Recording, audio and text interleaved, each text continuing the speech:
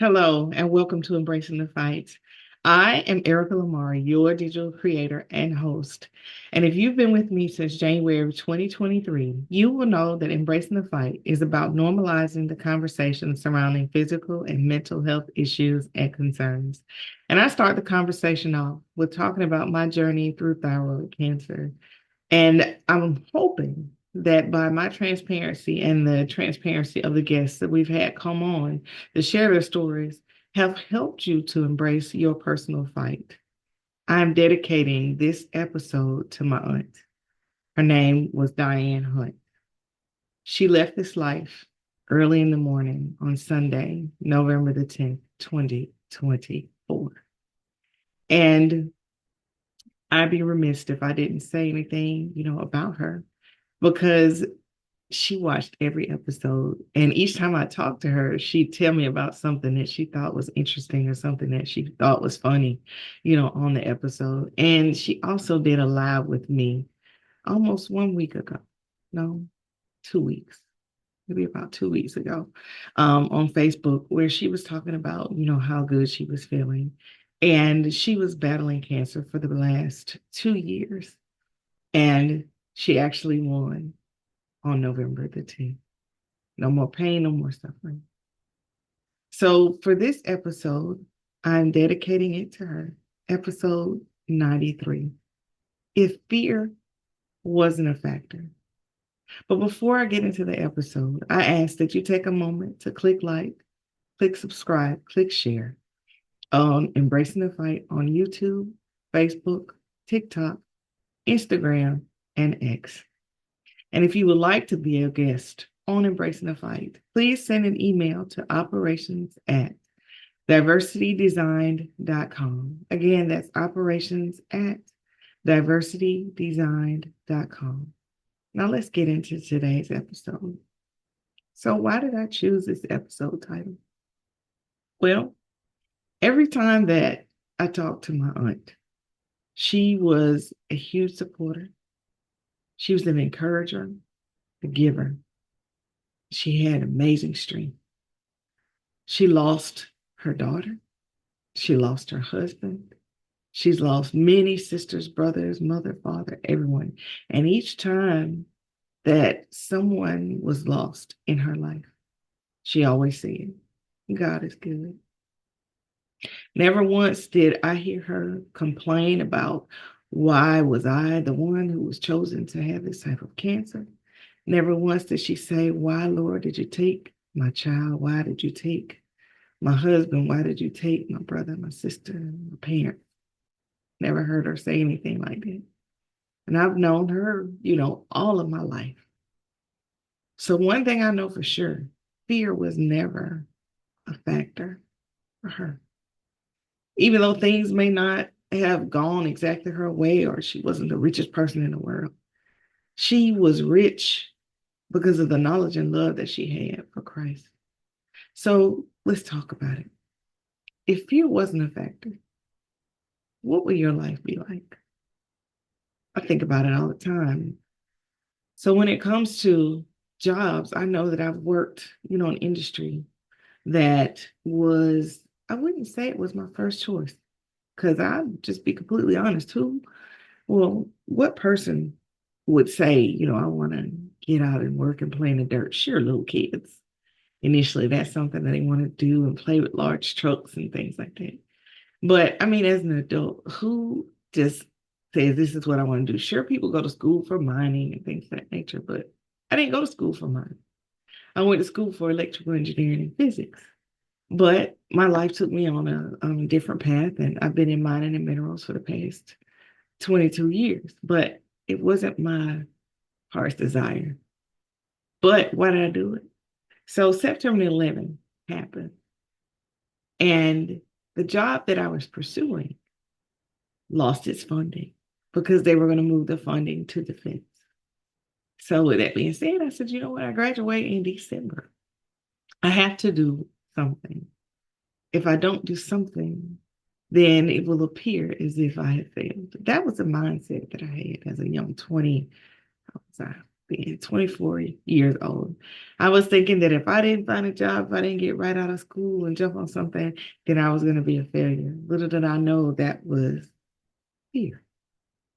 There's no truth in that. You can go to college, you can get out, you can not have a job, and you can get out, you can become an entrepreneur, you can go to the military, you can do a myriad of things.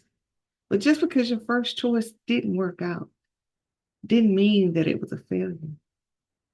But it instilled fear in me. And it's something that, I really just had to admit to myself because what was the fear? Not having any money, not being able to support, provide for myself, having to move back home and figure it out when I thought I had this path, laid out in front of me. But that wasn't what God had for me. So for years, I've been running, running, running. I said, I'm just going to follow the money. And I always say it, and my friends will tell you that I used to be like, I don't care, what it is, as long as the check clears and it's legal. Heavy on the check clearing. I know people like, oh, you wouldn't do anything illegal. No, I wouldn't. But if that check doesn't clear and it's legal, I don't want it. It's not for me. So I was chasing, the money. And in the process of chasing the money, I was stifling the purpose and everything that God, had in me. So let's fast forward, these 22, actually it's 22 years because I started working at Wholesome in January of 2002. So it's been 22 years in mining and minerals, that is. Not with the same company. I've changed company a couple of times, but it still, hasn't worked out in my favor.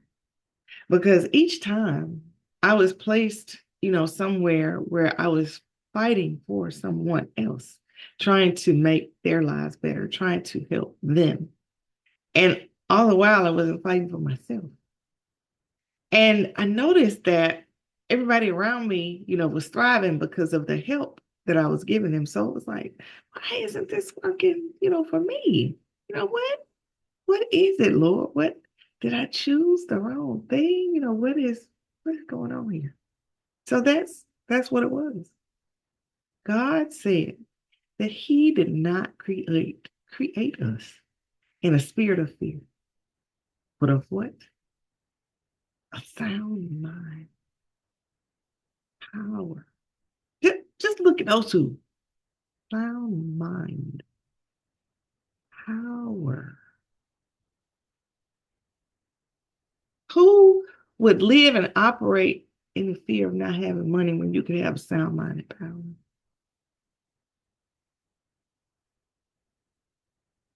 But think about it. That last thing, love.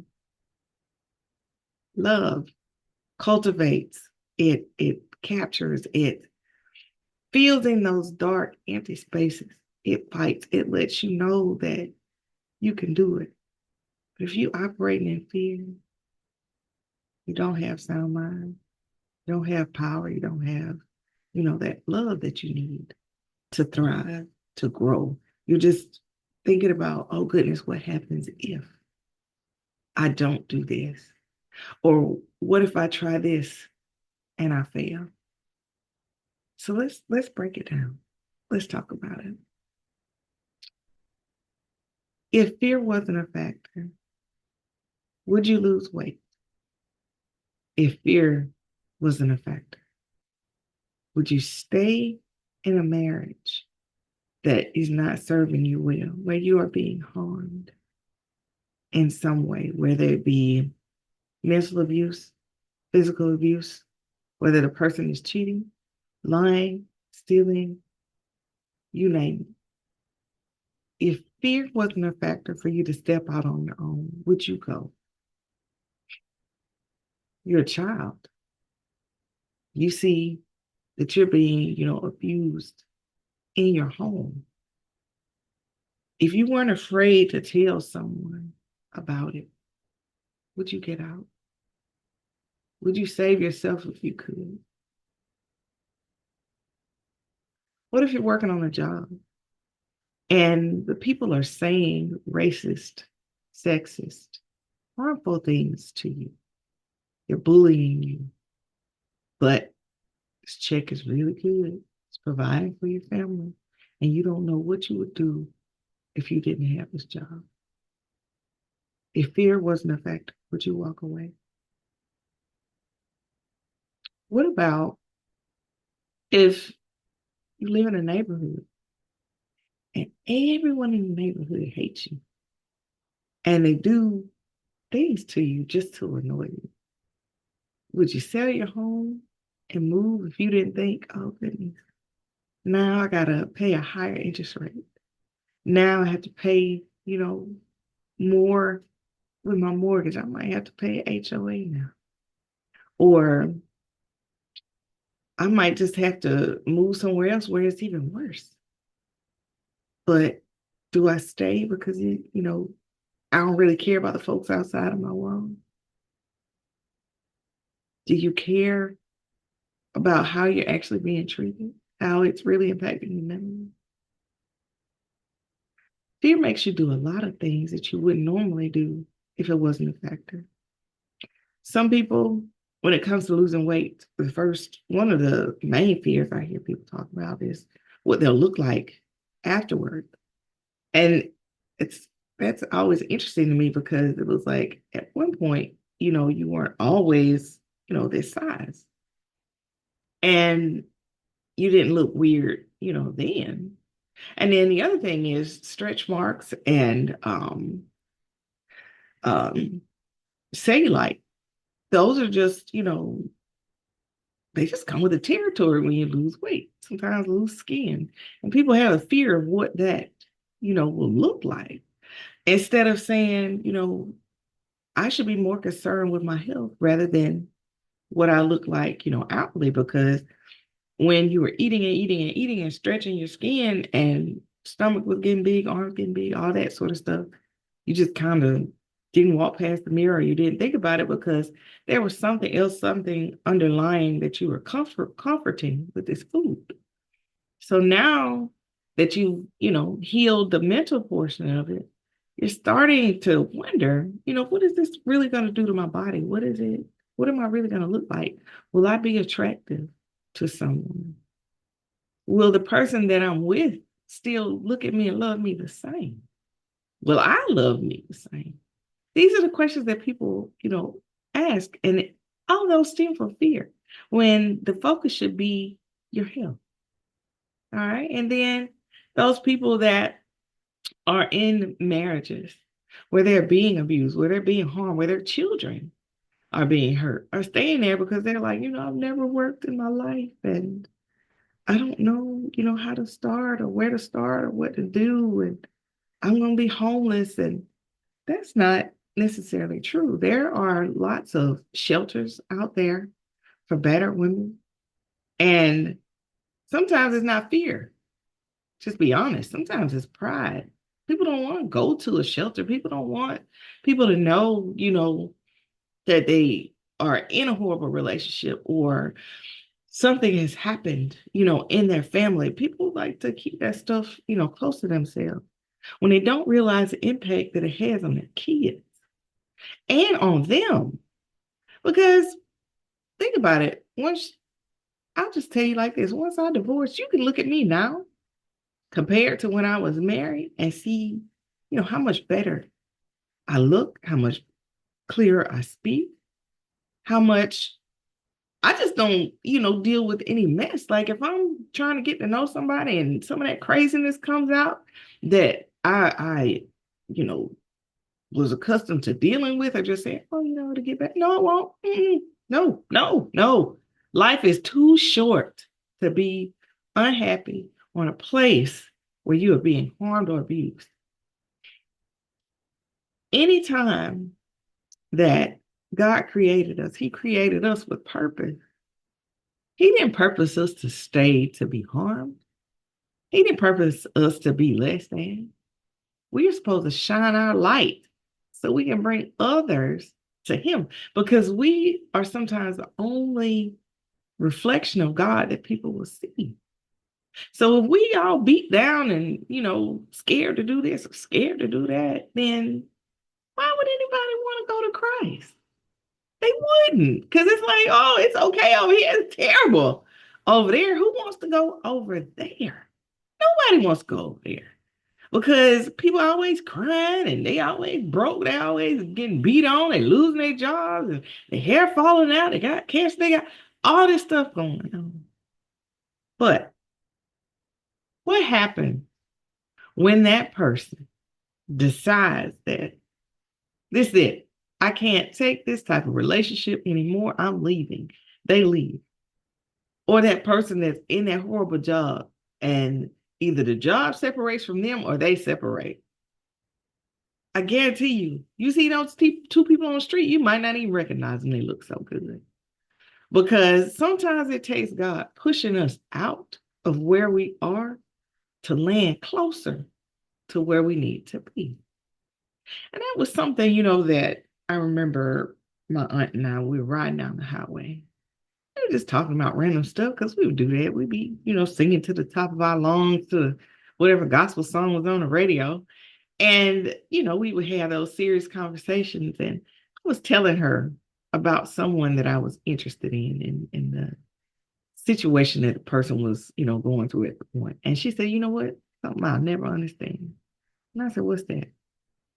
She said, why people who know that life is short, that they would elect or just choose to be unhappy just to appease someone else or to hold on to things.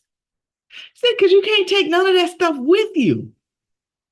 So you should, from her saying that, it said to me that you should just live without fear. Don't let fear be a factor. Don't let it be the thing that keeps you from the purpose in your life. Like, I know now that I was not designed to be out, working in a aggregate quarry, a rock mine, a a lime plant, because I've done all that, cement plant. Those things, sure, they're great, professions to have to make money. But my purpose was not to be there. But my purpose was to help to build people, to help shine my light so that others could see Christ. Was I doing that where I was working? Yes, I was. But was I doing it so much that it made a huge impact on the world? No, it didn't. It didn't. And was I happy in the process? No, I was not. Sure, the people I worked with, they were amazing. Some of the folks were amazing. The managers and the people that I work with directly. Now, some folks, no, not so amazing. And part of the reason why I'm not there. But each time I went from one place to the next, tried to leave an impression. And I didn't leave my soul. I left the impression of God's goodness, His grace, His mercy, purpose, and His love. Now, if fear wasn't a factor, what would you do? Would you open that business? Would you walk away from that unhealthy relationship? Would you invest in that thing that you've been looking at for years and years and years and years and you're watching the money grow up and you're watching everybody else get rich around you and you're still like, what are you afraid of? Think about it.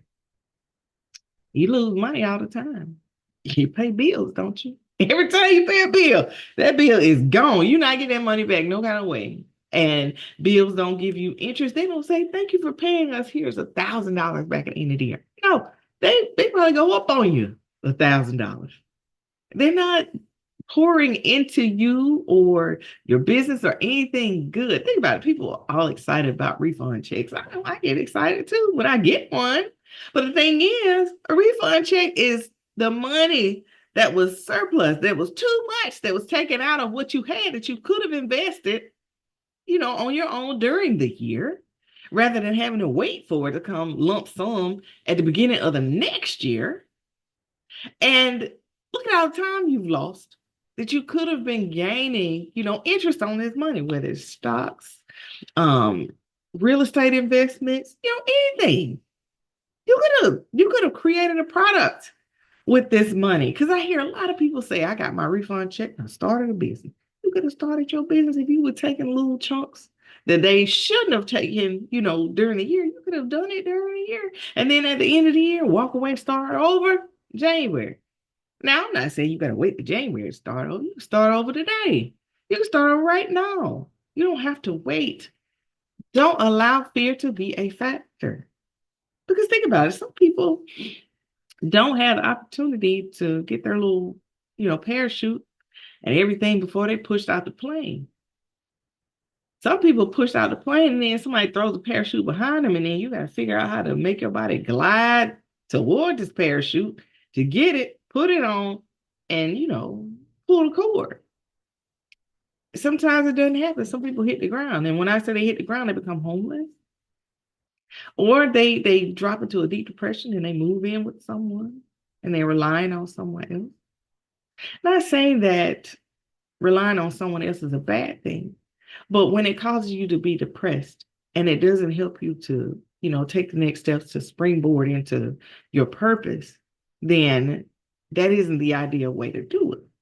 But what I'm saying is some people are pushed out and have no idea, what the next steps are to take. But we have Google, we have SBA, we have so many resources out there. And then, too, think about it. There's something in you that wakes you up each and every day that you're thinking about. And the more you think about it, the more it pulls you, to it. So if something is pulling you to it, go to it. Stop running from it. This is your purpose. This is the thing that you are being drawn to. This is what you were made for. Ask God. Ask God to show you what it is. I did it a bunch of times. I think I was doing it the wrong way at first because I just wasn't hearing it.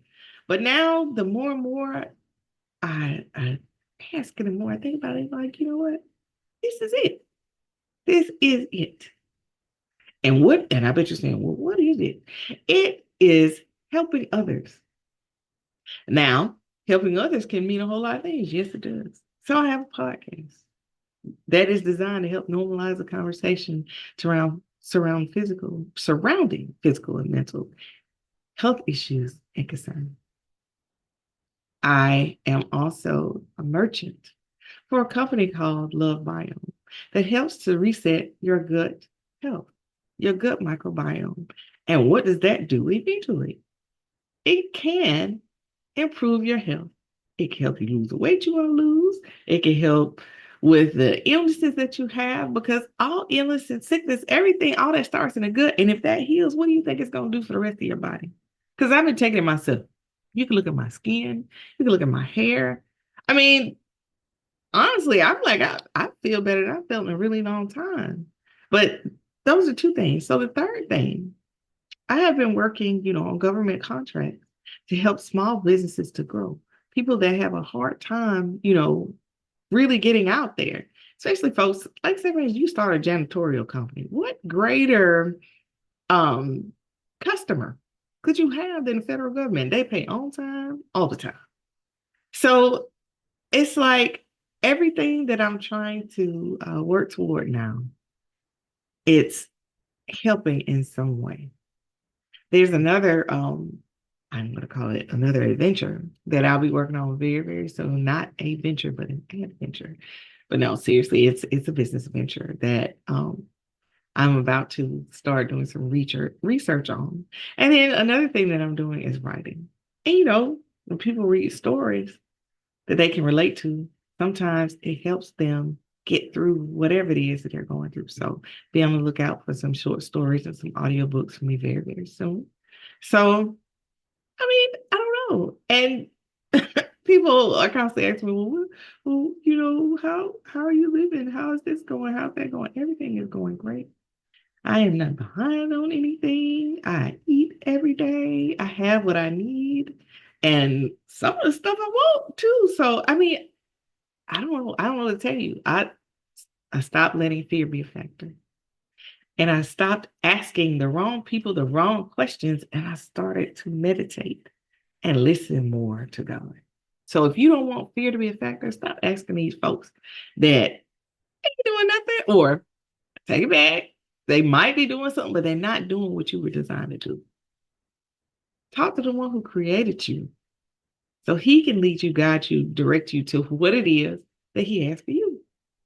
Because your best friend loves you, your family loves you, everybody loves you, but they don't know exactly what God designed you for unless he spoke to them to tell you because you ain't listening. That's the only way, right? So I'm just asking that you all sit down today and you think about what is it that's hindering you from living your best life before you leave this life. Because I've been trying all kinds of stuff. Y'all, I'm even doing classes for grade modeling and I'm looking for print ads and, commercials and all this. And each time we go to one of these classes, they tell me, oh, you need to reach out to Colgate or Crest or someone because she has such a beautiful smile. And I'm like, I would absolutely do that. I would love that. But it's like I've opened my horizon. Because previously, we grew up in the 70s, 80s, 90s, thinking that this was just the way it was. These are the type of jobs that are available. And then here comes social media. And it just blows the world up because now there's all these options, all these different things that different people are doing to make their lives better, to make more money, to change, the way that healthcare is moving, medicine, pharmaceuticals, nutraceuticals, all this different stuff, is going on. And now you have a front row, look at it because social media has brought the world even closer, even smaller. So you see what's going on everywhere, and it's up to you to try, some of these businesses and some of these ideas and some of these things, because now you know that it's possible. See, before, like I said, we always thought that you just do this, or this is how you, survive. Nobody ever said that, thinking outside the box, this is how these things happened. Because think about it. Look at Disney World, Disneyland. That happened in someone's head first. Walt Disney, it happened in his head. So imagine all the stuff that you got going on in your head could be the next Disneyland. It doesn't necessarily have to be Disneyland. It could be something that was created in your head that you were supposed to share with the world, but you're afraid to do it because you think no one's going to follow it, love it, see it, like it, whatever. Do it. Do not allow fear to be a factor anymore. Allow God to be your guide and allow his word to be the lantern that leads you, that shines the light on the path. Take the path. Stop living beneath who you were created to be. Your destiny, your purpose, it's all in your hands. But sometimes fear will be the thing that cripples you, that keeps you from doing what it is that you were designed to do. Now, how do you get rid of this fear? Relationship with God. Talk with him. Spend time outside, taking in nature. Just sit in a quiet space and close your eyes. And don't close them so long you fall asleep, but close your eyes. Well, if you do fall asleep, you know what? That may be the moment that he speaks. Because sometimes we have our phones up so much and we going all these places and doing all this stuff and spending all this time over here and doing that over there that you don't offer up a quiet space for him to speak. You want to get rid of the fear? Allow the Lord to speak to you. Thank you so much for taking time out of your busy day to spend with me on Embracing the Light. Don't let fear be a factor. You all have an absolutely amazing day. And as always, Aunt Diane, I will love you forever. Rest in peace.